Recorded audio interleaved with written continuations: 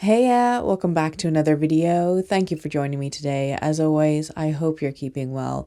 So I'm going to be doing a really brutal unhaul today. I've been thinking about doing this for a while. You know, it's spring. I feel like spring cleaning. I feel like organizing and decluttering. So that's just what we're going to do. I am getting a little bit tight for space. I haven't really been buying books at the moment because I recently was made redundant. So I'm just like, it's time to be frugal. So I need to get my ass into Chapters and get a book voucher so I can buy more books. But today I think I'm going to break my main unhauling rule, which is I usually never ever get rid of books that I haven't read yet. But I have to be really critical with myself and really look at the things that I've bought over the last couple of years, especially over times when I may not have been in the best of mental health and I've been really wanting to treat myself and stuff like that. I've made a lot of book buying mistakes in like the last 5 years or so, and they've just been sitting on my shelf unread and I feel bad. It's not the fact that the longer they're on my shelf, the more I don't want to read them. Not at all. It's just the fact that I don't think I really had much interest in reading them in the very first place. So while usually I'm really hard on myself and I will force myself to read every book that I own, I think I'm at the point where I'm like, we have to be realistic about the situation and we have to say goodbye to certain books that I just don't have any intention in ever reading because some of my tastes have changed a little bit. Some of the decisions I made are just bad and I just know that I'm like never gonna get around to reading them. And I know that if I do read them, it's gonna be probably a waste of time for myself because I'm just like, I'm not interested. So let's crack into this. It's gonna be hard, but it's going to be worth it. So first up, let's do a little overview. So it's very tidy at the top, but when we get further down and further down, you start to see my TBR piles and the books that I have aside because I need to do a reading wrap up on them and stuff. So yeah, it's a little bit all over the place. And hopefully I'll be able to grab every single book that I'm thinking off the top of my head that I want to get rid of. But I think we'll start with literary fiction because I can see a few books right off the bat that I know that I don't want to keep anymore. Okay, so it's hard to film the shelf and also be in frame. I'm learning, but I'm growing. Okay, so first of all, I am going to let go of my year of rest and relaxation because as you can see, this is very shiny.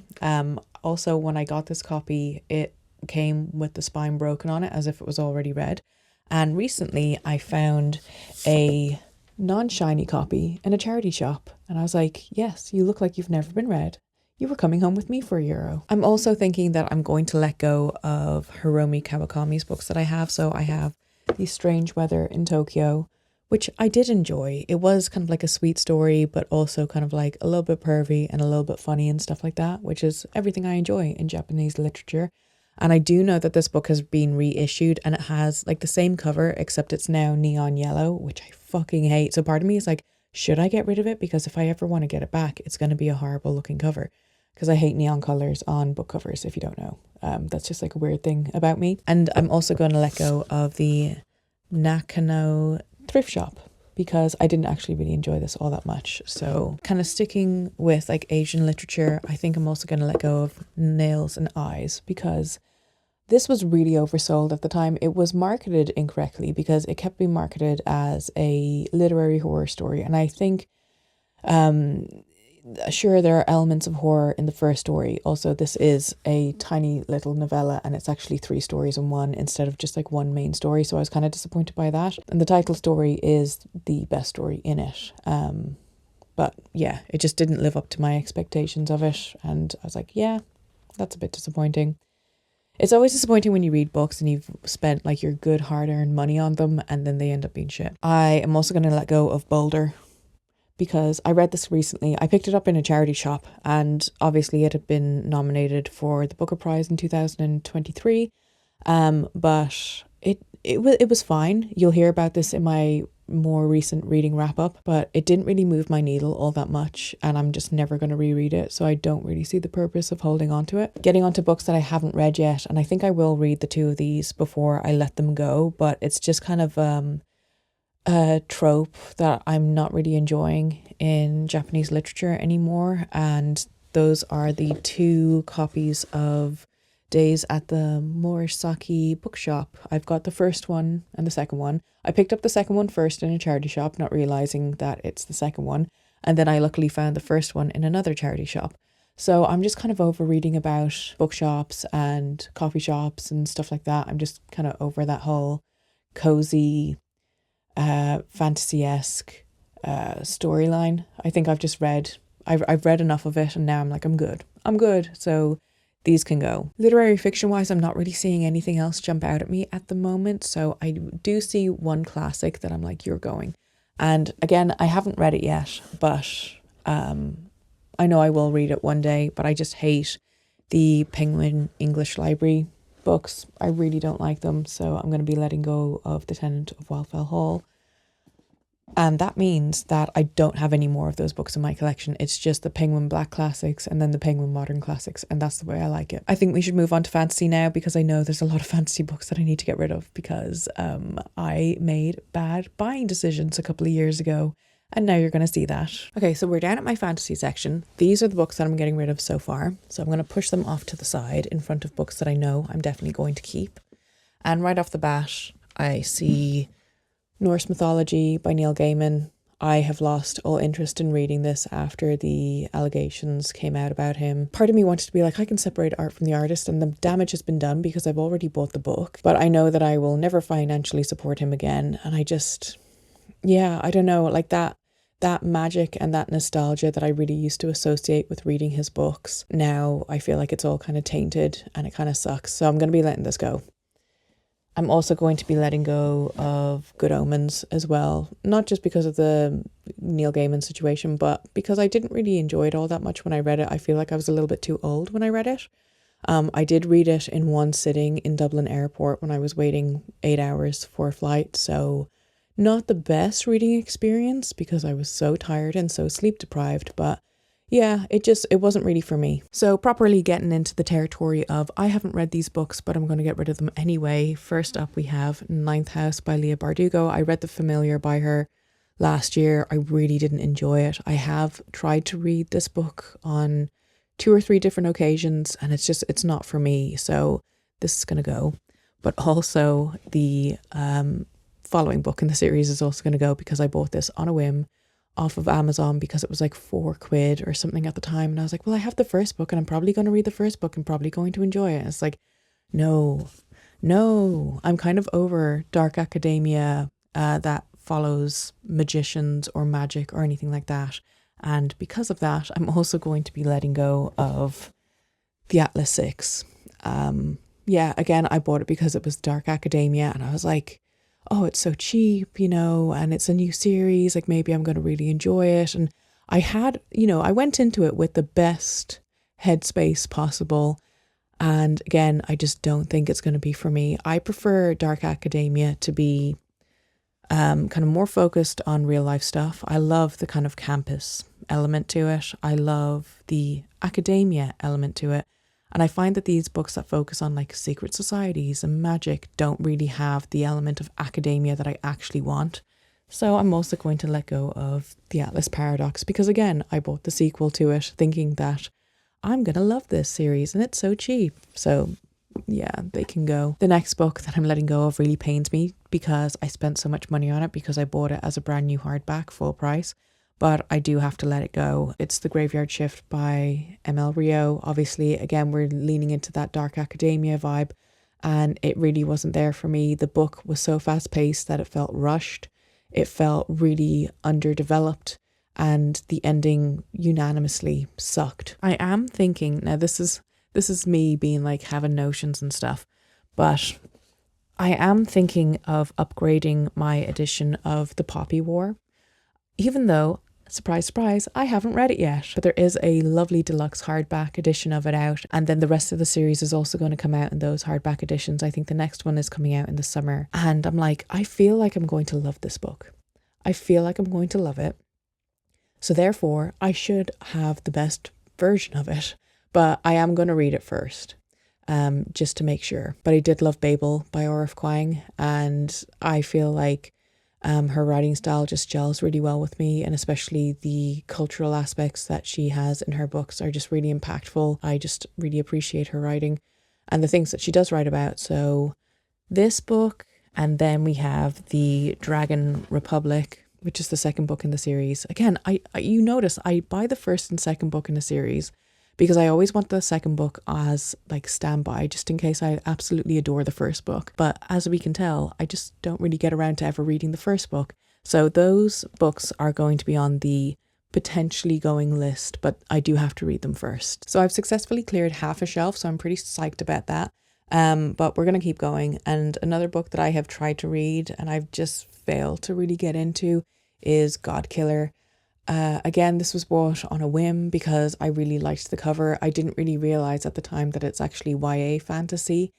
And I also thought it would be a standalone book too. I much prefer standalone fantasy books than, you know, the fucking 12 installments of books that may or may not ever get finished. So, yeah, I love a standalone. I don't know where I got my wires crossed with this, but this was just a bad buying decision in general, so I'm also going to let this go. Let's move on to horror. I feel like this is probably going to be the most difficult genre for me to part with, but yeah, we'll see. It's about being brutal. We have to be brutal. We have to make space. First off, from my horror shelf, I'm going to get rid of The Witching Hour by Anne Rice. Now, I really enjoyed this book when I read it, but I haven't read the other books in the series, partially because I couldn't find them in this edition. This is a really large, oversized paperback book.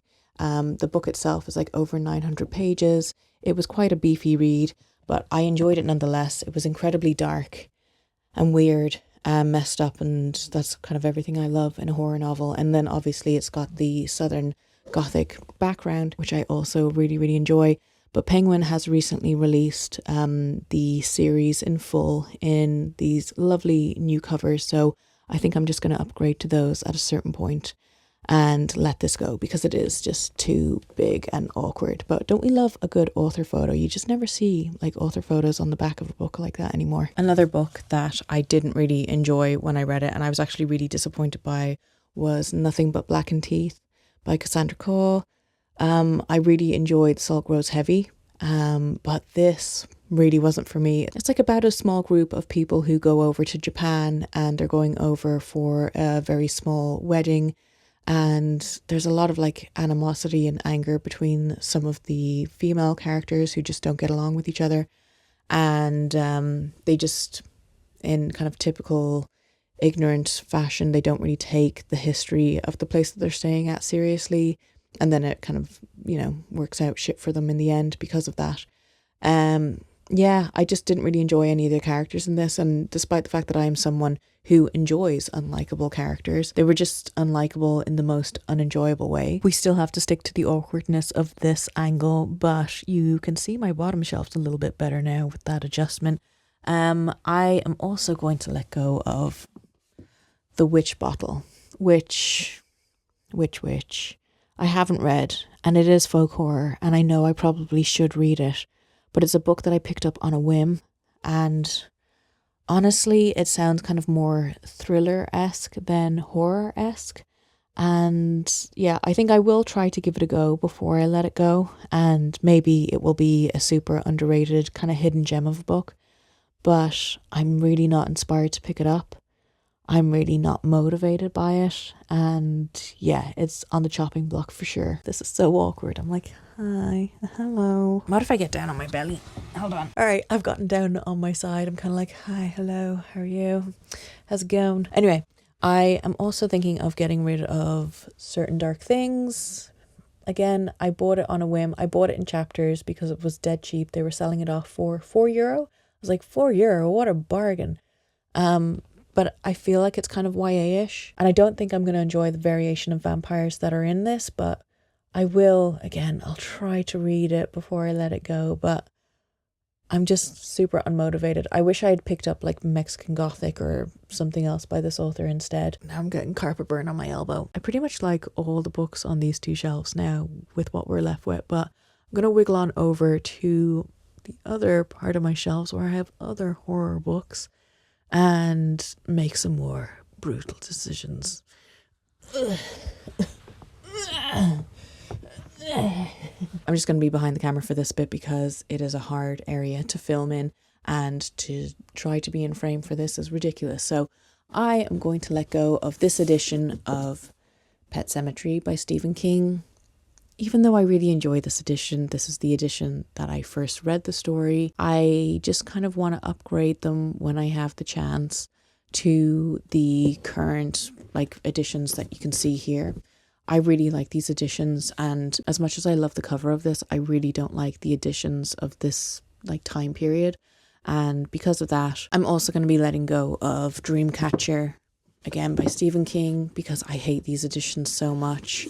I hate the spines of them. All the bigger ones, like The Stand, It, this, all have the exact same kind of spines, whereas at least with Pet Sematary, you had that kind of darker spine. You could tell it was a horror novel, and a lot of the time the font in them wasn't great. The font in the newer editions is much better. It's much more readable and stuff. And yeah, I'm just going to update these when I have the chance. I'm also going to be getting rid of 20th Century Ghost by Joe Hill. I'm just so not motivated to read this. I know the Black Phone short story is in this, and that was obviously made into a film. The film didn't really look that good, and I haven't been a huge fan of his work in the past, and I feel like I'm going to be kind of wasting my time by reading this.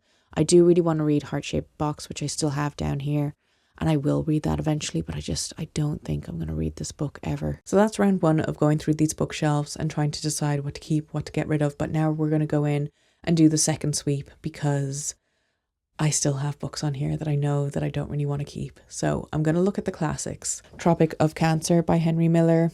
I went through a period where I really wanted to read kind of edgy, dark, disturbing literature, transgressive literature, and I read this, and I kind of read it as a dark comedy because it is incredibly misogynistic, and I felt well, if I read it as if it's kind of a satire, even though it kind of is, I'm it made it kind of easier to get through. But I know I'm never going to reread this, and yeah, that's kind of my thought process on that. I feel I'm just keeping it on the shelf for the sake of the fact that I've read it, but I don't really want to be holding on to books because of that reason anymore. I want to keep all of my Oxford classics. I'm pretty sure I want to keep all of my Penguin Black classics for the most part. I can't see anything on here that I want to get rid of. These are all, for the most part, these are all horror related classics. I also don't really want to let go of any of my Penguin Classic Deluxe editions because, again, the ones that I haven't read, I know that I will read one day. I feel like we need to go through the fantasy section again, because now that I'm thinking about it, there's one or two books in there that I'm realistically, I'm just not going to read. And part of me wonders if I'm ever going to read The Priory of the Orange Tree. I got it because I love the cover. It's so gorgeous. It's so beautiful. It is a chunker of a novel, and the longer that I've had it sitting on my shelves, the more I see people post not so favourable reviews of it. And to be perfectly honest, that has kind of affected my want or need to read this book. I know I should read it. I know I should make up my own mind on it. And that is something that I really promote on my channel. Regardless if I hate a book, I never want to tell people not to read that book, because you never know. Different strokes for different folks, all that type of thing. I do have The Bone Season by this author, and I'm definitely much more motivated to read that series than this one. So part of me thinks I should hold off on letting this go until I read The Bone Season, and then I can try to give this a go if I enjoy that. I don't know. I think I'm putting too many rules in place. I should just let it go. If I'm not motivated to read it, if I keep seeing people post negative reviews about it, this is hard. We're getting to the hard bit. Okay, so if I'm going to be perfectly honest, another series that I've had sitting on my bookshelf for a while, not even that long, I think it's only about 2 years, which isn't long in terms of books being unread on a bookshelf in this community.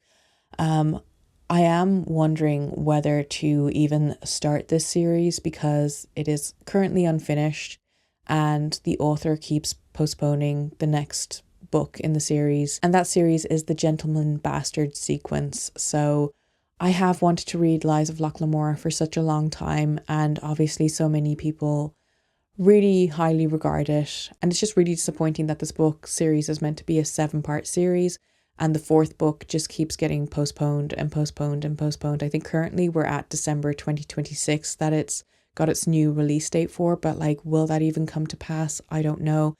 And I'm so burnt out on reading fantasy series that never end up getting finished. It's left me feeling really annoyed, and I just don't feel motivated to start a series when I know that there is a high chance that it will never get finished. I did a little bit more scouring and looking in the cubbies that I haven't really been looking at, thinking that these are books that I all know for a fact I want to keep. And I'm looking at those now being like, do I really need to keep all of them? So yeah, this, even though it's by one of my favorite authors, part of me is like, well, there is a new edition of this out, and it would be nice to upgrade it so it would match all the other editions. And that is The Year of Magical Thinking by Joan Didion. This was a really beautiful, impactful, worthwhile read, especially if you're someone who is going through grief or like really struggling to make sense of your grief. This really does an incredible service of depicting grief and the alienation and the anger and confusion and just every other hard emotion that goes along with it. Joan Didion didn't have a great life because she ended up losing her daughter and her husband in a very short period of time, and that really culminates in this book. So it is a gut-wrenching read, but it's one that I highly recommend, especially if you're not really massively into nonfiction. I feel like you can really just get involved in her life and the topics that she's talking about and the memories that she's going through within this. But I do think I want to get the edition that will match all my other Joan Didion books. And again, that is at a much later time, but I will let this go for the time being. Another book that I found, which is actually in my April TBR pile, that I will read this month, but I fucking hate. I hate this cover, and it is Fever Dream by George R.R. Martin. I'm currently, and have been, looking for the edition that matches, I'll just put up a picture here, and I really like these editions, so I am gunning for a full set. But I do think this is going to be a fun read. I've never read any of George R.R. Martin's horror stories, and I feel like his fantasy stuff is already pretty horrifying in certain places, so I'm looking forward to it. I think I'm also going to let go of 19 Claws and a Blackbird by Agustina Bastarrica. I read this because I loved Tender is the Flesh, and this is not in line with Tender is the Flesh at all, so I feel like a lot of us who read this after reading Tender is the Flesh were really disappointed. This is literary horror. It focuses on the horror of being a woman. It's very literary heavy, and it's very female trauma heavy. And I don't want to say it was like completely unenjoyable, because it was a worthwhile read. But this is kind of fresh in my brain because we were talking about it in Dublin Horror Club, and I was saying that like it is a rough read. Like if you're going into this expecting a horror story or horror short stories, you're just going to be really disappointed, because it is very much like the horror of real life. It can be quite off-putting, so I was just giving people a heads up, being like, you might not want to read this, you might just want to wait and read the other book that's come out there, the Unholy. Okay, so I've been giving it a lot of thought while I've been filming this, and even though these books meant so much to me, even though they represent me as a reader to such a deep extent, and these are books that I've kept as a teenager, which I really don't have any other books from that time period, I think I am ready to let go of the rest of the Neil Gaiman books that I have. I loved these editions, and particularly American Gods, which is a book that I bought from my first job working in a bookshop when I was a teenager. And I remember I brought it home and I showed it to my mum, and she was like, you're never going to read something that big. And I did. And like, you can see how old it is, how yellowed it is. This book just represented me as a reader for such a long time. It always felt like such a feat to have read this. I have such positive memories of that era of reading for me. You know, it was really me discovering who I am as a reader, what my tastes are as an adult, like what is it that I want to read. And it was also that whole kind of self-discovery that was going on at the same time. So these books were really, really impactful to me at the time, but I'll show you the rest of them now. So I've got American Gods, Anansi Boys, which I also really enjoyed reading after American Gods. Probably my favorite edition in this set, Stardust, and then Fragile Things, which is a short story collection. I also really love the red on this. And yeah, you can see how old they are and how long they've been sitting on my shelves collecting dust over the years. Like obviously now I just don't really want to read his works, and that unfortunately means that I don't really want to reread any of these books again, but I still have my memories of them. I still have like the wonder and the astonishment and, you know, all the positive stuff that I felt when reading them. You know, he was the first kind of like adult author that I properly got into. And yeah, like I have those cherished memories, but I do feel like it is time to just let them go based on everything that's come out over the last year. Just to tag on to that thought, I also found a copy of The Ocean at the End of the Lane, which I haven't read yet, and I specifically picked up the illustrated edition because I thought I was going to really enjoy this. I just feel like I can't properly appreciate it because of everything. So I think I'm going to let it go too. I also pulled this copy of I'm Thinking of Ending Things out of my wrap-up pile because I didn't really enjoy it that much, and it did show up in the copy that I didn't order it in, and I hate movie editions or TV show editions, and I also hate the massive fake stickers, so just for that it's also going to go. I will say I do think it is considerably harder to get rid of books when you make book related content, because a lot of the time I'm just looking at what I have on my shelves and I'm like, but will I need that for a future video where I'm recommending books about this genre of books, or that I might need this book to have as a reference point? It's so much more difficult. So holding on to things to have as a point of reference is kind of my Achilles heel. So stepping back and again, taking a look at the collection and doing an overhaul, something else I found that I can let go of is the first, third and second book in the Battle Royale manga series.